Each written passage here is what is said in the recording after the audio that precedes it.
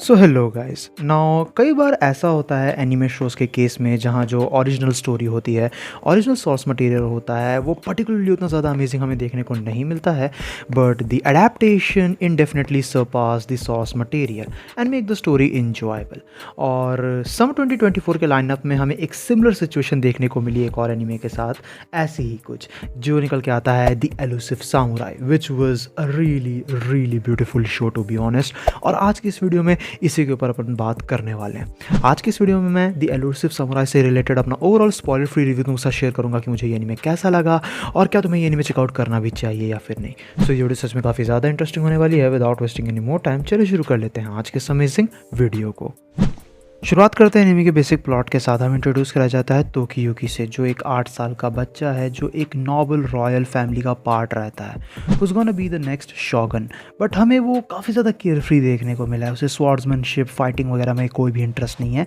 Instead he is more skilled in running away from people and things. अब सब कुछ काफ़ी सही चल ही रहा होता है, बट तभी अचानक से हमें देखने को मिलता है कि ताकाउजी नाम का एक नोबल वॉरियर इसी रॉयल फैमिली को बिट्रे कर देता है, जिसके कह सकते हो कि एक स्कीम के दौरान जो पूरी का पूरा ये क्लैन होता है, रॉयल फैमिली होती है, वहाँ सभी लोगों की मौत हो जाती है, असैसिनेट कर दिया जाता है उन लोगों को, एक्सेप्ट तोकियुकी, जो आगे चल के योरिशी के नाम के एक प्रीस्ट को ज्वाइन करता है, क्योंकि योरिशी ये क्लेम करता है कि वो फ्यूचर देख सकता है और उसके हिसाब से अपना मेन कैरेक्टर आगे चल के एक काफ़ी बड़ा फिगर बनते हुए नजर आएगा इस कंट्री के लिए। तो कुछ इसी तरीके से एनीमे खुद को सेटअप करता है, जहाँ दी एलूसिव सामुराई हमें एक हिस्टोरिकल शोनन एडवेंचर एनीमे देखने को मिला है, जिसके फर्स्ट सीजन के अंदर टोटल 12 एपिसोड्स मौजूद थे। Now I love my historical shows और इसी वजह से एलूसिव सामुराई को लेके भी मैं एक्साइटेड था, but even though the anime had a banger start, मैं पर्टिकुलरली इसके साथ तुरंत ही कनेक्ट नहीं हो पाया। It didn't really click with me immediately because of its weird pacing and the dark comedy aspect,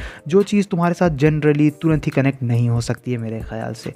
हो सकता है कुछ लोगों के साथ तुरंत ही हो जाए, बट मेरे साथ तो वो केस नहीं था, लेकिन I stick around with it और लगभग 4 कुछ एपिसोड्स के बाद I started to really enjoy it for what it was, जहाँ the Elusive Samurai basically real life historical events को उठाता है, उनमें कुछ फैंटास्टिकल एस्पेक्ट्स ऐड करता है, कुछ चेंजेस करते हुए हमें दिखाता है, जिसके बाद हमें एक ओवरऑल काफ़ी ब्यूटीफुल रिजल्ट देखने को मिलता है, which makes it a show that's really a hit और मिस फॉर मोस्ट पीपल।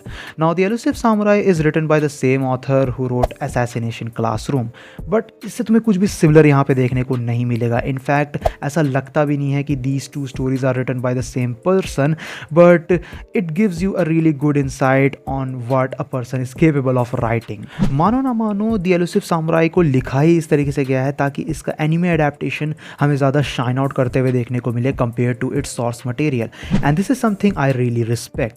जहाँ देखा जाए तो जो स्ट्रॉन्गेस्ट पार्ट है इस एनिमे का वो निकल के आता है इसका visual quality.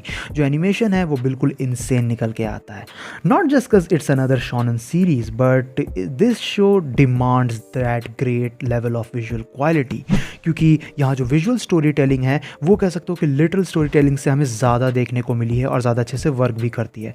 It's not something like Wistoria where the quality is insane but the story is paper thin. यहाँ पे हमें स्टोरी के स्टेक्स देखने को मिले हैं। प्लॉट तुम्हें कह सकते हो कि सिंपल देखने को मिलता है, बट इसके अंदर काफ़ी सारे क्रिएटिव डिसीजंस लिए गए हैं, जहाँ शो में वो चीज़ तुम डेफिनेटली देख सकते हो। कई सारे जगह पे सीजी का यूज़ किया गया है, जिससे देखिए तुम्हें पहले लगेगा कि मे बी यहाँ पे बजट का प्रॉब्लम हुआ है, बट नहीं, वही सेम एपिसोड्स में इनसेन एनिमेशन भी मौजूद है। सो इट मेक्स सेंस कि कई सारे जगह पे कह सकते हो कि डिफरेंट एनिमेशन क्वालिटी का यूज़ किया गया है या सीजी का यूज़ किया गया है, ताकि वो लोग डिफरेंट कॉन्सेप्ट्स और फीलिंग्स को प्योरली विजुअली डिपिक्ट कर सकें।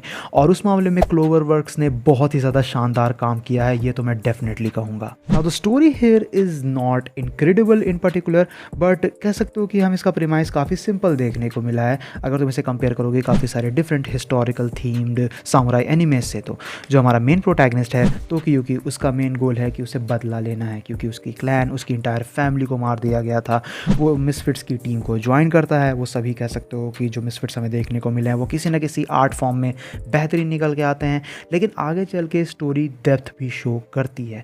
यहाँ पे तुम्हें क्लियरली समझ में आ जाएगा कि ये जो सीज़न था, फर्स्ट सीज़न, वो मोस्टली कैरेक्टर्स को और इस वर्ल्ड को सेटअप करने के लिए यूज़ किया गया है, लेकिन इन सब के बीच में इन कॉन्सेप्ट्स को इतने बेहतरीन तरीके से एस्टैब्लिश और एग्जीक्यूट किया गया है जो चीज़ डेफिनेटली तुम्हें जीनियस लगेगी। और अगेन उसमें इसकी विजुअल स्टोरी टेलिंग बहुत ही ज़्यादा काम आती है। Plus it's pretty much a dark comedy, और इसी वजह से कई सारे ऐसे मोमेंट्स आते हैं जहाँ पे तुम्हें कुछ बहुत ही ज़्यादा सीरियस देखने को मिलेगा, बट तभी इंस्टेंटली जो शो का टोन है वो कम्प्लीटली चेंज हो जाता है into something absurd or stupid, which I wasn't really fond of at first, but as I continued watching it, I started to love the comedy aspect as well.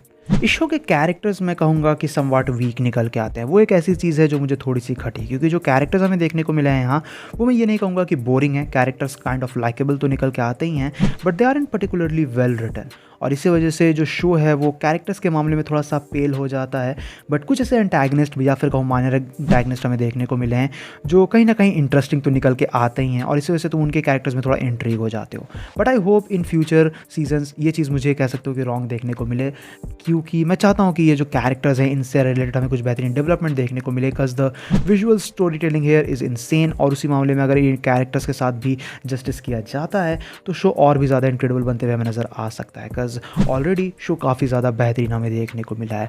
Show में काफ़ी सारे ups and downs हैं, but overall the Elusive samurai अपने main course से हटता नहीं है, जहाँ इसका जो हिस्टोरिकल एडवेंचर और कॉमेडी का एस्पेक्ट है वो कम्प्लीटली हमें शाउन आउट होते हुए नज़र आता है from the first episode to the very end. और इसी वजह से तुम इसके फ्यूचर के लिए भी एक्साइटेड हो जाते हो। This anime is visually outstanding, यही मैं कह सकता हूँ। जहाँ स्टार्टिंग में प्लॉट डेफिनेटली काफ़ी सिंपल तुम्हें लगेगा, अगर तुमने ज़्यादा हिस्टोरिकल शोज़ नहीं देखे हैं तो इसका प्लॉट भी तुम्हें इंप्रेस कर सकता है। I am not saying otherwise, but हाँ, जिस हिसाब से स्टोरी प्रोग्रेस करती है, जिस हिसाब से हमें एग्जीक्यूशन देखने को मिलता है, वो मुझे काफ़ी ज़्यादा बेहतरीन लगा। शो के कुछ ब्यूटीफुल एस्पेक्ट्स भी हैं, एंड ओवरऑल जिस तरीके से एनिमेट किया गया ना कुछ सीन्स को, कुछ मेंटल एस्पेक्ट्स को कैरेक्टर्स के, वो बहुत ही ज़्यादा शानदार निकल के आता है।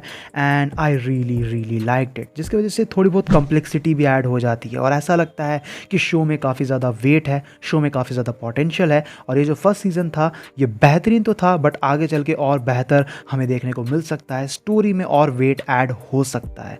आई थॉट एट फर्स्ट कि मैं उन लोगों में से एक हूँगा जिससे ये शो उतना ज़्यादा पसंद नहीं आएगा, because as I said earlier कि स्टार्टिंग के एपिसोड्स ने मुझे टू एंड थीस के साथ कनेक्ट नहीं किया, but I enjoyed myself a lot in the later episodes and I really do like this show. इन सब के अलावा जो म्यूज़िक भी है ना बहुत ही शानदार हमें देखने को मिला है। द एलुसिव सामुराई का ओएसटी वगैरह काफ़ी ज़्यादा परफेक्टली फिट इन होते हैं हर सीन्स में, हर सिनेरियोज़ में। लेकिन कुछ नेगेटिव फैक्टर्स भी हैं जिनमें से कुछ को मैंने डिस्कस भी किया। एक काफ़ी बड़ा नेगेटिव फैक्टर मुझे लगा इसकी वियर्ड पेसिंग। पहले भी मैंने मेंशन किया कि कुछ जगह पे काफ़ी तुम्हें सीरियस मोमेंट्स देखने को मिलेंगे और फिर अचानक से टोन शिफ्ट होता है इसकी अपसेट कॉमेडी की तरफ, जो चीज़ कह सकते हो कि इसकी पेसिंग को थोड़ा सा वियर्ड बना देती है। स्टार्टिंग से ये पेसिंग काफ़ी फास्ट है और इसी वजह से कुछ जगह पे वो सही से क्लिक नहीं कर पाती है, बट मुझे इसकी कॉमेडी बुरी नहीं लगी। मैंने इसकी कॉमेडी को एक्चुअल में एंजॉय किया। स्टार्टिंग में थोड़ा सा वो वियर्ड था उसके साथ गेट इन करना, बट विथ टाइम तुम उससे यूज टू हो जाते हो। और एक चीज़ तो मुझे ये सरप्राइज़ किया कि even though it's not an action oriented show, कुछ एक्शन सीक्वेंसेस बहुत ही बेहतरीन निकल के आते हैं। ऑफकोर्स क्योंकि विजुअल स्टोरी टेलिंग की यहाँ पे बात निकल के आ जाती है फिर से, बट कुछ एक्शन सीक्वेंसेस ना काफ़ी ब्रूटल निकल के आते हैं, तो वो भी कह सकते हो कि काफ़ी इंप्रेसिव थे।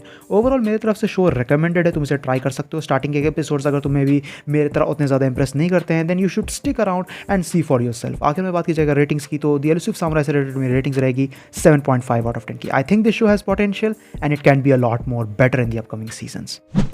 सो गाइस, ये था मेरा spoiler free review the Elusive Samurai को लेके। तुमने अगर ये शो देख रखा है तो तुम नीचे कमेंट सेक्शन में अपने ओपिनियंस भी मुझे बता सकते हो। वीडियो पसंद आए तो वीडियो को अपना थम्स अप देना, दोस्तों के साथ शेयर करना। चैनल पे इनकेस अगर कहीं से भी नया हो तो चैनल को जरूर से सब्सक्राइब भी कर लेना। मैं मिलूंगा तुमसे ऐसे किसी नेक्स्ट वीडियो में। Till then bye, stay tuned, stay awesome.